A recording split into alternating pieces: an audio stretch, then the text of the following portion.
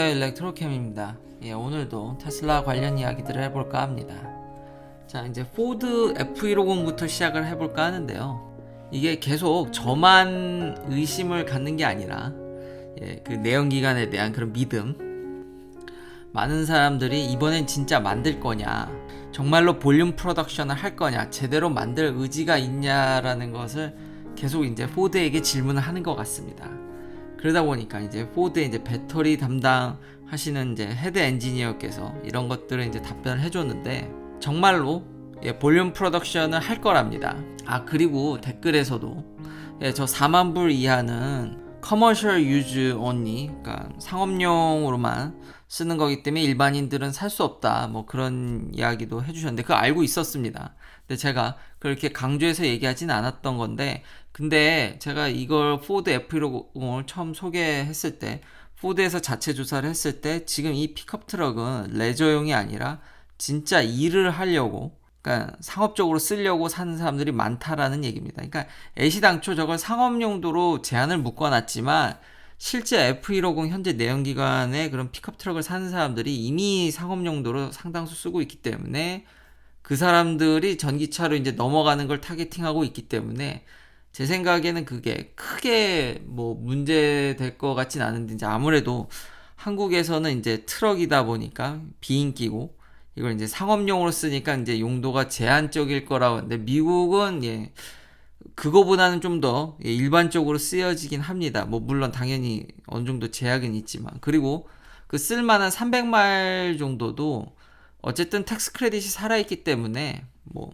나쁘다고 보이지는 않습니다. 뭐 물론 이 볼륨 프로덕션에 대한 클리어한 캐패시티를 보여주진 않았습니다. 그러니까 매우 좀 의심스럽지만 어쨌든 의지를 계속 표명하고 있다라는 거죠. 진짜 많이 만들 거다, 이거 장난하는 거 아니다 라는 뉘앙스로 계속 사람들이 계속 물어보니까 저만 그렇게 의심이 많은 게 아닙니다. 왜냐하면 하도 많이 뻥을 쳤기 때문에. 그러면서 그 많은 배터리는 어떻게 그러면 할 거냐, 그럼 볼륨 프로덕션을 할 거면은 배터리가 이제 어떻게 되어 가고 있냐.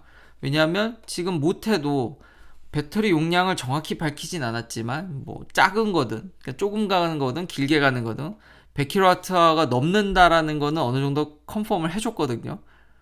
그러니까 디자인이면 디자인, 그 무게를 고려했을 때 주행거리가 비록 짧지만 그런 디자인과 무게를 감당하려면 결국 대용량의 배터리가 필요하고 볼륨 프로덕션 하면 많이 필요할 텐데, 그에 대한 이제 포드의 답변은 SK와 60GWh에 이미 커밋먼트를 맺었다라는 거죠. 이걸로 이제 포드가 오늘 웅수를 했습니다. 확실히 SK와 이런 끈끈한 이제 공동 관계로 가는 건데, SK가 얼마나 이런 저렴한 가격으로, 이건 파우치 타입인데 물론 시간이 아직 좀 남아있고, 당연히 국룰은 비싼 거부터 먼저 만들고 싼 거는 뭐 앞으로 2-3년 더 시간이 있다곤 하지만, 현재 배터리 가격이 그렇게 빨리 내려가고 있지 않는 상황에서 지금 타겟팅한 가격과 이 용량을 어떻게 맞출지 참 궁금합니다. 그 파우치의 단점이 아무래도 실린더리컬 원통형에 비해서 그 생산 속도나 양산성 단점이 좀 존재하는데, 그걸 어떻게 극복할지가 관건이라고 할 수 있겠습니다.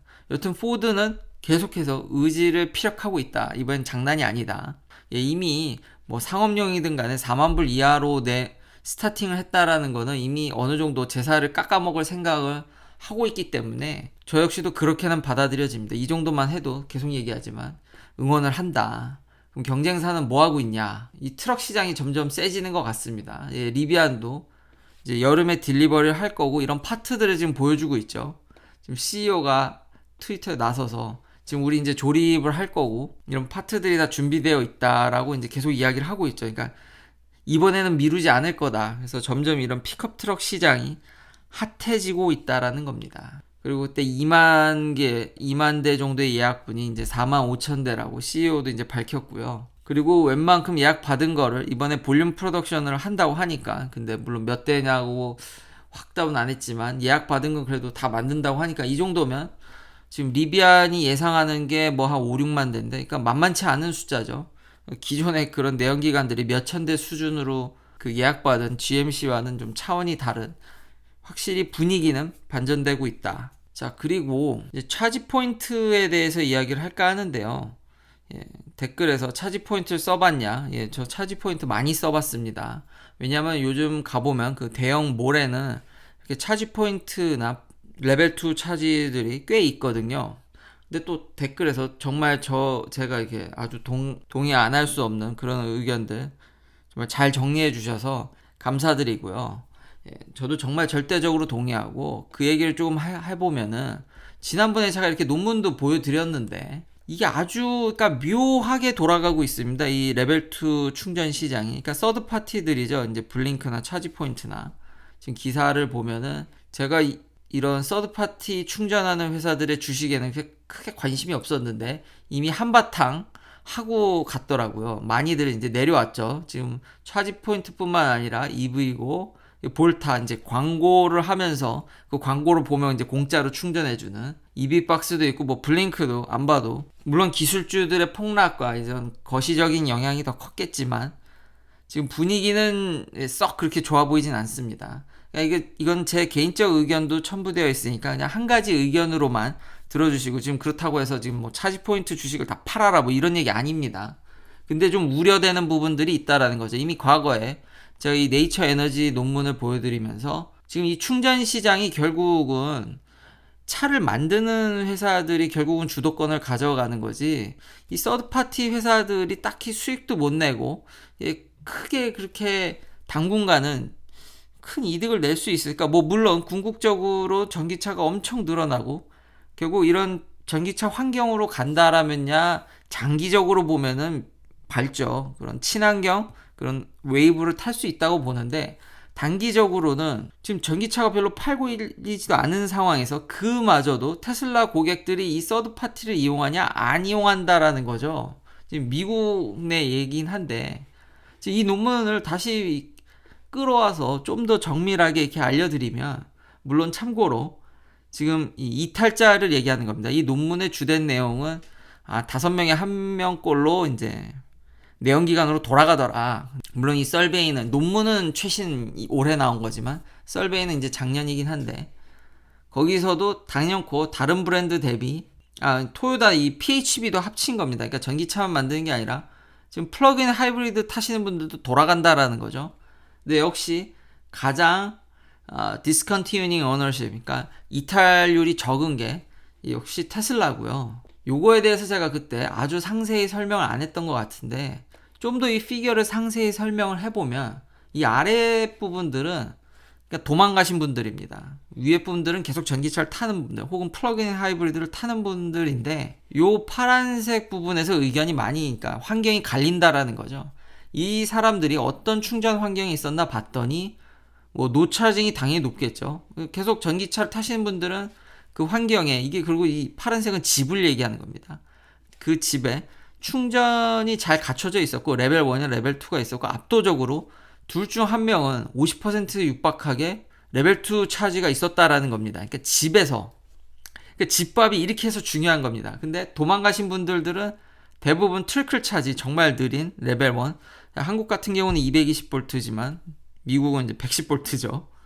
아니면 노차징이 높고 그러니까 레벨 2를 갖고 있는 사람들이 현격히 적었다라는 점. 나머지는 뭐 대동소이합니다. 그러니까 이 논문들을 읽어보면은 결국 딱 두 가지로 요약할 수 있습니다. 충전 환경은 현재 전기차 오너들이 원하는 거는 밖에 나갔을 땐 장거리를 뛸 수 있는 슈퍼차저 고속 충전 아니면 집밥을 달라라는 거죠. 밖에서는 전기차를 계속 쓰시는 분이나 안 쓰시는 분이나 밖에선 별로 충전하지 않습니다. 이러다 보니까 과연 몰에서 충전하는 게 이게 밖에서 그런 레벨 2 차지를 충전하는 게 큰 의미가 있냐라는 거죠. 그러니까 집계 효과가 없다라는 겁니다. 그러니까 대형 몰이라든지 사람들을 끌어모으려고 이렇게 전기차 충전기를 요즘 확충하는 뭐 텐저라든지 프리미엄 아울렛 이런 데서도 이제 전기차 충전소들을 이렇게 막 레벨 2를 하는데 이게 딱히 그것 때문에 사람들이 오지도 않고 잘 쓰지도 않고 그러니까 잘 쓰지도 않다 보니까 매출이 잘 발생되지도 않고 그러니까 관리가 안 되죠. 그 충전기 설치해 놓으면 반드시 관리를 해야 됩니다. 가장 먼저 이제 마모되는 게 자꾸 그 충전기를 넣었다 뺐다 하다 보니까 이 잠그는 걸쇠, 럭킹하는 부분이라든지 들어가는 부분들 그 플라스틱 부분들이 마모가 돼가지고 연결이 잘 안 된다든지 혹은 그냥 제대로 놓지 않고 그 케이블을 내팽개쳐서 이게 잘 사용이 결국은 그 연결이 매끄럽게 되지 않게 접촉 불량을 유도한다라든지 이런 일들이 이제 비일비재해졌습니다. 예, 그러니까 최근에 이 몰을 방문해 보니까 꼼수를 부리던데 이제 충전 속도를 더 안 그래도 느렸는데 레벨 2인데도 더 다운 시킨다든지 예, 이러다 보니까 지금 분위기가 이 논문대로 제가 뭐 이건 제 개인적 경험이니까 다 성급한 일반화일 수도 있는데 사람들이 원하는 건 집밥이거나 슈퍼차저라는 거죠. 거기다가 집에서 요즘 이런 프로모션이라든지 심야 전기를 이용한다든지 이러면은 전기 요금을 싸게 주기 때문에 이 서드 파티들이 지금 퍼블릭에 이런 까는 레벨 2 차지들이 참 애매합니다. 진짜 애매해요. 물론 이게 GM이나 포드가 그 어제 얘기한 그 서드 파티를 통폐합하는 거랑 이제 뭐 파트너십을 맺는다라든지 호재는 있지만 이거 어제 얘기했지만 결국 정부의 보조금을 더 살포하던가 아니면은 이런 GM이나 포드에 좀 더 지원을 받아야 되는데 지금 GM도 집밥 준다 그러고 그리고 이런 지금 여러 차들들의 아직은 통신 규격이나 이런 것들도 통폐합이 안 된 상황에서 참 이 애매한 그리고 이런 회사들이 지금 직접 나서서 리비안도 그렇죠. 지금 루시드도 그렇고 결국은 집밥을 설치하는 거를 권장하고 자사들도 그걸 팔죠. 그거는 그 시장은 또 경쟁이 치열하지도 않고 만들기가 쉽습니다. 왜냐하면 집에다 설치하는 건 자기 차만을 위해서 설치를 하기 때문에 통신 규격이 더 단순화되죠. 이게 퍼블릭으로 여러 차를 충전하려고 그러니까 충돌이 나는 거지. 집에다 자기 충전하는 거는 저도 좀 에러를 먹었긴 했지만 이게 통신이나 이런 문제 때문에 설정하는데 좀 힘이 들었지만 그러니까 같은 회사 제품이 아니다 보니까 그래도 얼추 셋업을 해가지고 제 차에만 맞게 셋업을 하거든요. 그러니까 현재 지금 처에 있는 차지 포인트나 블링크, EV고 뭐 볼타라든지 이게 애매하다라는 거 현 상황이 당분간은 수익 내기가 어려울 전망이고 이런 정치적인 그런 인프라스트럭처에 대한 플랜이라든지 지금 GM이나 포드의 눈만 봐야 되는데 그러니까 좀 사업 모델이 위태위태하다. 그렇다고 해서 패스트 차저로 가기도 좀 힘들죠. 그러니까 이런 애매한 상황들을 좀 이제 고려를 하셔서 그러니까 이런 좀 위험 부담이 있다라는 거죠. 그렇지만 장기적으로 전기차의 큰 흐름은 맞기 때문에 계속 충전소가 보급돼야 되는 건 맞지만 딱히 수익이 날 것 같지도 않고 현재 상황이 지금 자동차 만드는 회사들한테 다 주도권이 있기 때문에 또 하나 첨언하면 그런 몰에서 충전하는 거는 이게 뭐라고의 또 관계도 있더라고요. 제가 조금 그냥 들어보니까.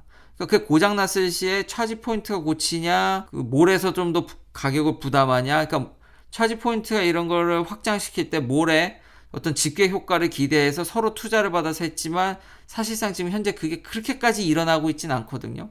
그러니까 이제 서로 떠넘기게 별로 그렇게 도움이 안 되니까 그냥 방치되는 상태로 자꾸 간다든지 혹은 통신 규격도 이제 해결하기 위해서 아예 그냥 충전 그 케이블이나 시스템은 차 오너한테 맡기고 그냥 아울렛에서 전기가 나오냐 안 나오냐 컨트롤하는 그런 상품도 그런 아이디어도 생각해 볼 수는 있지만 여튼 이 시장은 좀 애매하다. 그리고 한 가지 더 그럴 가능성은 없지만 이런 전기차 충전하는 서드 파티들의 또 위협은 이 다임러 같은 경우는 지금 폭스바겐이나 테슬라 의견에 여전히 동의를 못 한답니다. 그러니까 하이드로젠이 반드시 퓨얼셀이 들어가야지 친환경을 구축할 수 있다고 하는데 이거 독일어인데 저는 이걸 이제 영어로 번역된 걸 봤지만 뭐 친환경을 위해서는 폭스바겐은 여전히 전기차고 그거에 대한 이제 일론 머스크의 대답 오늘 트윗은 이 폭스바겐 CEO가 맞다. 하이드로젠은 여전히 그러니까 지금 2021년 5월 20자 트윗이죠. 일론 머스크는 여전히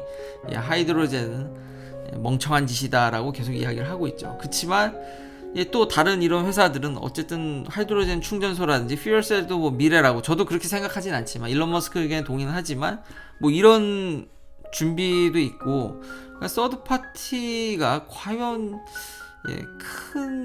현재로서는 좀 이런 애매하다. 결국 애매한 점들을 이런 점들을 아셨으면 좋을 것 같습니다. 긴 영상 시청해 주셔서 감사합니다. 내일도 테슬라 관련 이야기들로 찾아뵙겠습니다.